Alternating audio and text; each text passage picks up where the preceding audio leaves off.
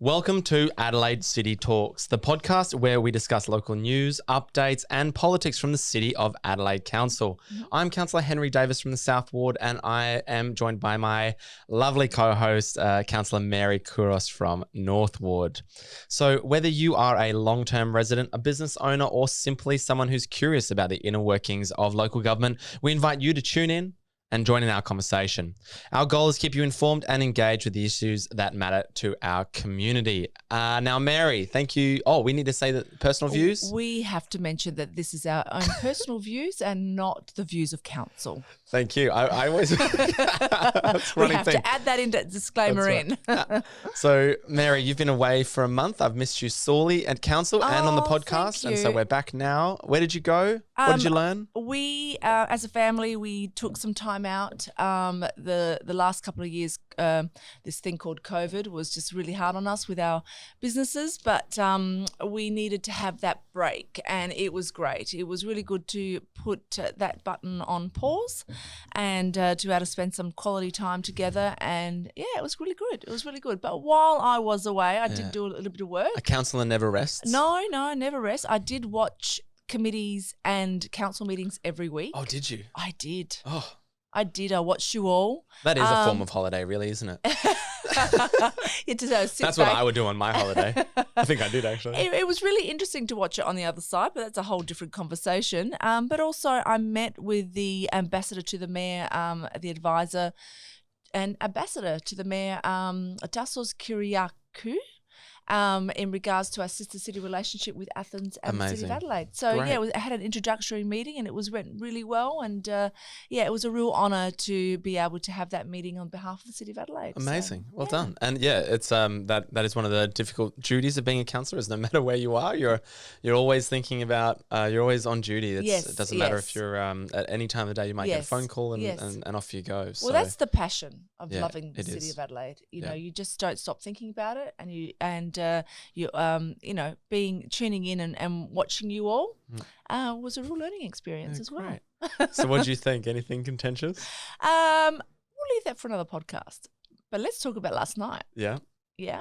What happened last night, Henry? Well, I got kicked out of the meeting. Yeah. There were 40 people in the gallery who came along. So the mayor used the power under the Local Government Act to remove me from the chamber. It's a brand new provision, and she removed me for praying. Now, there's an agenda item, which is agenda item 3, that's been a long-standing agenda item probably for the last 150 years, which includes a prayer. There are 2 reasons why I think the prayer is important. One, even if you're an atheist, you recognize that there is perhaps, maybe, something greater than yourself and something that will hold you accountable to your local residents and the decision-making that you're making.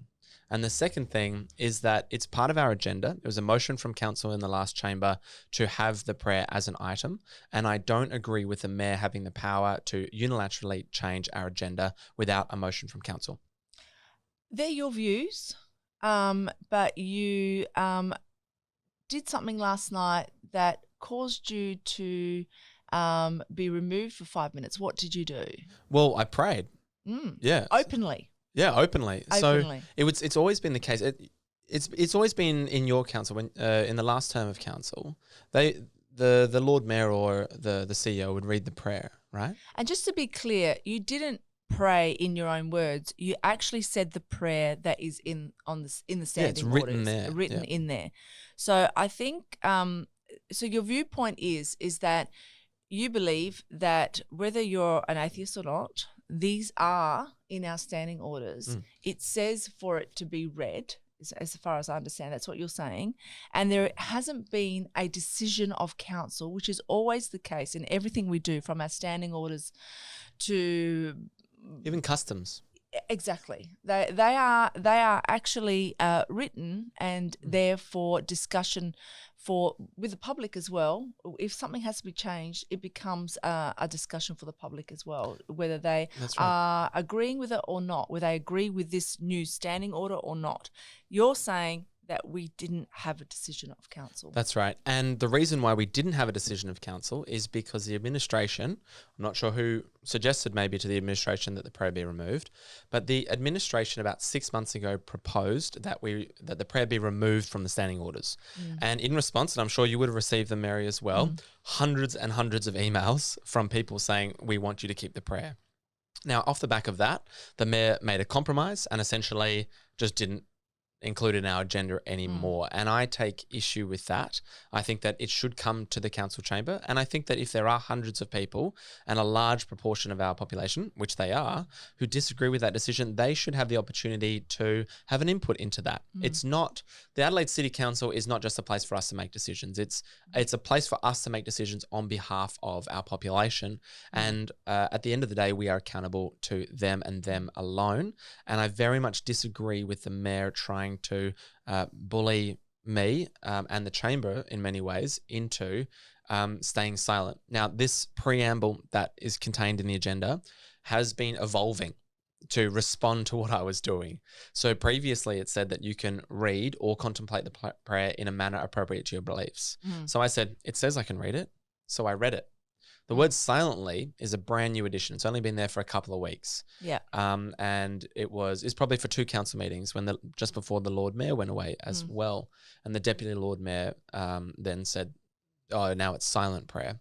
But there's also a second part of that says you can consider the prayer in a manner appropriate to your beliefs. And in my view, in my beliefs, I believe reading it out loud as a communal prayer is the appropriate way to do it. And I think many members of the community agree with that as well. Fair enough. Well, let's see how this plays out in our next council meeting and what whether we do have an actual resolution of council on this matter. Yep. And I believe that we should. We need to actually address this issue. That is my belief. Yeah, and can I say one more? The latest tactic by the mayor is to combine the prayer and the memorial silence together. And I think that is really shameful. I served in the Royal Australian Air Force myself. My grandfather's name, who's actually the same name as my name, his name is written along with 103,000 other members who gave their lives to defend our democracy and our freedoms. And I think to use our veterans as a wedge to get the Lord Mayor's point across, I think is quite a shameful act. And I'm really disappointed that that tactic has been used, and I see it as quite disrespectful to our veterans. Fair enough. Well, stay tuned. Yeah. Maybe our next podcast, maybe hopefully we would have resolved it by then. City plan. Well, yeah. Should we go to that? Go to that. That's really important. Yeah, so obviously nothing was ever done in the last council. That's what everybody keeps saying. Isn't that right, Mary? Everything's always nothing was ever done. You got an acknowledgement last night. You stood up and you said it was something, and then the Lord Mayor, I think, said, every now and again we should perhaps acknowledge that the administration did a good job. And yes. you were standing up saying that you started a process. Well, I think that wasn't a matter of. Sorry, that was different from the city plan. But I just different to the city plan. But it was something that we discussed in confidence. But I think a lot of the decisions that we are making, especially in confidence, are from policies that the last council had created, and they're being implemented. The fruition of all of those policy changes and what we decided to work towards is actually coming through in this council. So, I had to commend the previous council for that work, because there was a lot of policy changing that led to a lot of the decisions that are being made. And also administration needed to be acknowledged because there is a lot of work that happens behind the scenes for these things to happen. It's not just a matter of, the accolades should be given to... This council certainly hasn't done anything. Yeah, just because they're voting for decisions that were actually put in place last term of council. But the city plan was in the making from the previous term of council. Right. But we never got there because we had this thing called COVID. I hate bringing it up each time, but it did delay a lot. Shut down the entire state. It did. And all of a sudden, everyone just forget that? Is that just an ode to how resilient humans can be, that all of a sudden a global pandemic, massive controls, lockdowns in your house, unprecedented. Yeah. And there was limited. That never happened. And there was limited things that we could do. I mean, it was very much a passion of the previous Lord Mayor to get a city plan happening for our city. And so, yes, this council, which is great. I mean, you can't do everything in 4 years, especially when you're in the middle of a pandemic. And so this council has a responsibility. You're a bit busy, to be honest. It has been that responsibility to create a city plan. So your thoughts on that? So the city plan, well, see, this is the fun thing about being a leader or potentially being a leader is I thought we were supposed to do the leading, or as politicians, we've been elected to have these council positions, have a view on what our city plan should look like. That's probably not going to happen. I think that what we should be doing is going out to communities saying this is what we think Adelaide should look like. Now, the only metric that I can really see that council actually has a view on is population. And that's not our metric. That's our State Treasurer, Stephen Mulligan, saying that he would like to get the population of Adelaide to 46,000 people. Now, I've been talking in committees about, okay, well, if that's the case, what does that mean? What does that mean from an infrastructure point of view? How many flushing toilets is that? Because actually 30 new skyscrapers with 500 apartments in them each. That's how we can make up the population. That's a lot of building. It's a lot of concrete. It's a lot of built form. It's a lot of people in the city. So our city plan, before we should go out to consultation, is saying this is what we're going to achieve. This is what we're going to need. And now we need upgraded infrastructure, public transport, community facilities, open space. And we should be going out to our community with those ideas in mind. Now, what I've seen the council do is go, we have no idea. First of all, I haven't really seen any kind of vision statement. And so the administration have come back in with a process to go and ask a large number of our community stakeholders to ask them what they think our community city plan should be. It's a big list. It's a massive list. Big. It's huge. And unfortunately, in my view, the City Adelaide councillors weren't the first cab off the rank. I just found it a little bit overwhelming. So we had the city plan we didn't discuss what goes in the city plan, just so everyone is clear.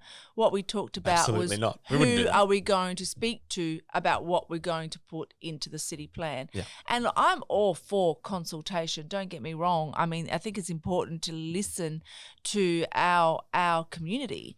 The list is miles long, and it's a big job for administration, what they're going to be doing. So this is obviously going to take some time for it to get back to us. And then with all that information is what we're going to shape the city plan. But are we? I mean, I get your point. I mean, we should be saying these are our key priorities. What are your thoughts?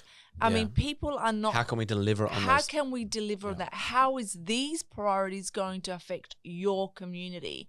What is it that in these priorities in your community that we need to have a more of a lens on? I get that, but the numbers were there. I'm kind of that this is what they wanted to do, and administration are lost. They do need a process. What do you want? I agree with you. We should be defining some key strategic viewpoints on goals, how ambitions, we are going to achieve this city plan or what we're wanting to achieve, and then go out and say, hey, what are your viewpoints on these? 100% agree with you. But that's not the process that we're going down. Absolutely not. So I feel like it's getting very clunky, but it remains to be seen. I'm actually staying silent at this point, because this is a process that the dominant faction are wanting to go down. I've never gone through a city plan process before, so I'm just sitting back and watching to see what unfolds. So a city plan is such an important document, and that's the process we're going through at the moment. And I really fear that there's a lack of direction and vision from council, and we're really relying on everybody else to tell us what we should be doing. No disrespect, Henry. I don't mean to butt in, but this is my thing from the beginning. Yeah. There's a lack of vision and direction from this council from the beginning.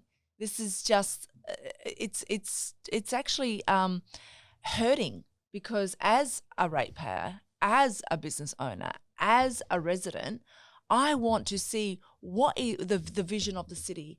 But let's see. I mean, like I said, I've never gone through a city plan process before, and it will be interesting to see what unfolds. And I'm really worried that this process will come out with a document that's generic, has no real vision, no real deliverables.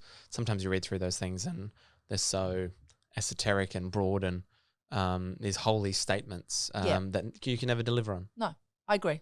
No. What else? What happened last night? Social benefit and AIDA. So should AIDA, our Adelaide Economic Development Agency, be starting to drive social reform and benefits? And what does that mean? What does that mean? Well, it's not in their charter. The charter specifically says, and I have to get it out to read it because it's not sorry to show out but to read the exact words. So there's a line here. There's a line in the sand, and the line in the sand is that the charters, the power and functions and duties of an Adelaide Economic Development Agency is in the performance of its functions and all of its plans, policies and activities give weight due to economic, social and environmental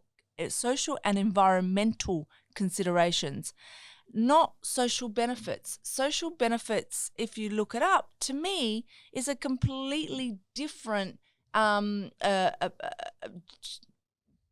different process. It's about improving the health and education and the environment of the overall being of the community. It's about improving it. So we're giving the powers to an Adelaide Economic Development Agency to support the economic growth of our city and to support the businesses within the city who are suffering at the moment and who will continue to suffer, because we have got a state that is growing in the suburban areas, and we need to concentrate on our city and ensure that our businesses have the support that they require. We have a New Year's Eve event that we've only allocated $100,000 to help support the businesses at this on this Activate Adelaide, activate the city. So we're already spending $500,000 on a community event which is going to have food trucks. Right, food trucks that is going to have people buying food at an event, fireworks for the Lord Mayor to put on a party with food trucks that's going to take away the business from the central part of our city. And New Year's Eve is not just about fireworks. It's about bringing people together to come and sit down and enjoy a meal. And yeah, they would like to see the fireworks at the end of it, because that's the whole point, is the New Year's Eve. The New Year's Eve is the big bang at the end. You're so right. But I never actually thought about it like that, Mary. You've just opened my eyes. Like, by creating these large events, which are great, you're actually sucking life and patrons out of the city. And I am really worried that we have missed the whole point on what this $100,000 is meant to do. What we should have done is just allocate the $100,000 to AIDA to put on the similar events like Midnight Moments that we had over COVID, which were very successful, which brought a huge amount of foot traffic to the CBD and North Adelaide, which increased, the businesses in the CBD and North Adelaide. And we should be let AIDA concentrate on that. Yet we did, for $100,000, we did a whole raft of stipulation in which they had to review all of the submissions that are being put in for this event. And it saddens me. I'm really saddened by the fact that we are losing our way with our business community, with our city. And I went to Burnside the other day. I just popped in because I was driving past. I thought, let me see what's happening in there. Have you seen the development that's going on there? It is huge. We are going to lose our retail, our businesses are going to lose a lot of business with that new We're competing with a suburban council. Oh my God, I am fear. I helped to build. I claim full credit for all of Burnside's success. Well, bring that energy back to our city, to what you did at Burnside, because I feel like it gets shut down. That's right. That's the problem. We really need to ensure that we create our city as the hub, not only for events, which Fringe is great, but Fringe only concentrates on the eastern part of the city. We've got the west, we've got the north, we've got the south. There are businesses that are there that need our support to ensuring that their area is activated. Well, see, my strong view is that this council is trying to dismantle and attack AIDA. I really get that impression that AIDA, which is the Adelaide Economic Development Agency, is under a considerable amount of pressure from this council. And it seems to me that a number of councillors have resigned from that position, but instead what they're looking to do is actually change the Adelaide Economic Development Agency into a social development agency, which has a very different role, but still keep the great name so that we can say we're supporting businesses, but actually morph that into a different agenda. And I think that's a real threat to the success of our city. It is. And especially with the state government pushing for local government to have their own economic development arm. We've already done that. We've done that 3 years ago. Yeah. We're ahead of the game. And yet all the other we're councils not just trying to catch up to us. We're not nurturing the most important driving aspect that we could have in regarding economic growth for our city. And it's I'm concerned. Couldn't agree more. I'm concerned. Yeah. So, all right. Any other? Just in personal news, yes. I have a very exciting announcement. I have used a belt loop that I've never used before as a hole in my belt. So I've lost about 3 kilos. So that's very exciting for me. But that's about all the other news I have at the moment. Well, that's all. We had no motions. Am I giving chickens? The Lord Mayor, actually, I must commend her. She's been... she's the head of the Poultry Association in South Australia. Yes. Somehow. The Raptor Association. And she's helping me get some chickens as well. So a massive thank you to the Lord Mayor for that. Because chickens are as rare as hen's teeth. Really? Yeah. God, there's plenty. They can't find them anywhere. Really? Yeah, because the price of eggs is going to go up and all that. Oh, so interesting. a lot of people are trying to buy up chickens. Well, I wish you well with your chickens. Chicken hunt. And maybe you might get another notch happening in your belt. In my belt. And just to wrap up, there were no motions, only one question on the agenda, and it was very small. Oh, I'm sorry. Can we quickly talk about catalyst sites?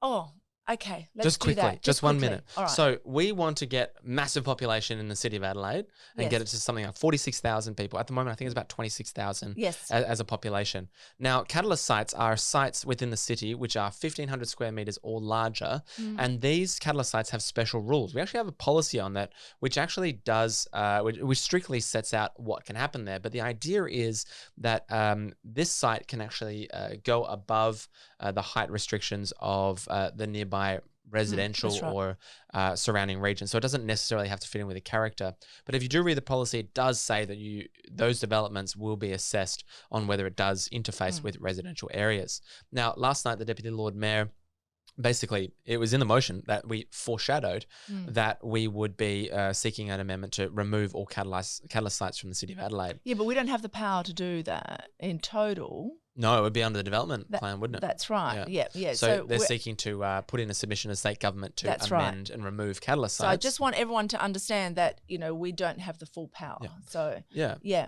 And so I struggled to see how the council goes out to the community saying we have a city plan and then we're going to remove catalyst sites as a way to increase density.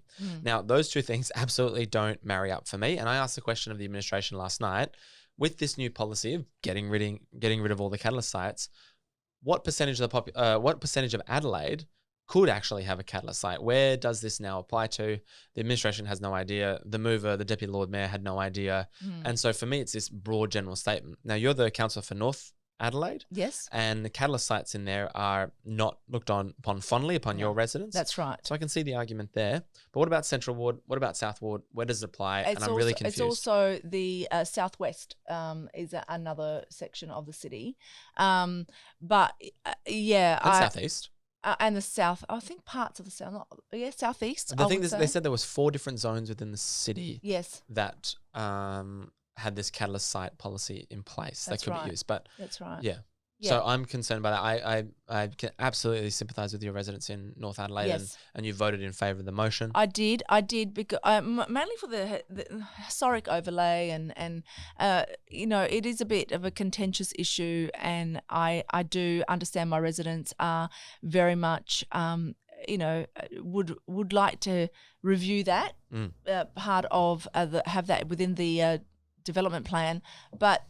Yeah, I don't know how it will be viewed by the state government. I don't know how that submission will be viewed.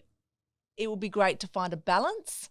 And I think that in defence to the Deputy Lord Mayor, probably he's thinking, if I go all in, and maybe if I get half, I'll be happy. I think that's the tactic. Yeah. So I don't. Yeah. Yeah. I don't negotiate like that. No. This is why it's so foreign to me. I go, well, there's 100. Well, I'll take 50. You take 50. That's my starting offer. Yeah. No, his is a little bit I'll different. take 100 and you'll be grateful if I give you a little bit Knowing back. him and working with him, he goes all up really hard, and then if they manage to get half, he's happy with that. So there you go. But let's see what happens. Great. Well, we'll wrap it up there. Thank you very much for tuning in to another episode of Adelaide City Talks, joined by my co-hosts Mary Kouros and Henry Davis. Thank you for listening. And we'll see you in a fortnight. In 2 weeks. Yeah. Okay. See ya.